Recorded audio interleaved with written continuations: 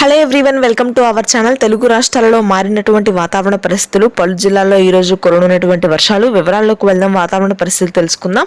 వాటన్నిటికంటే ముందు మీరు ఇంకా మన ఛానల్ ని కనుక సబ్స్క్రైబ్ చేయనట్లయితే ప్లీజ్ సబ్స్క్రైబ్ చేయండి.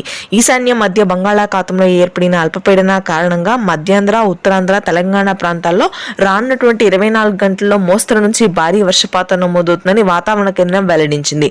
ముఖ్యంగా కోస్తా తీర ప్రాంతాల్లో మాత్రం ఆగస్టు 30 నుంచి భారీ వర్షాలు నమోదు కానున్నాయి. శ్రీకాకుళం, విజయనగరం, విశాఖపట్నం ప్రాంతాల్లో తేలికపాటి జల్లులు కురవగా ఈ వర్షాలు నేరుగా మనకి తెలంగాణ జిల్లాలకు విస్తరించనున్నాయి.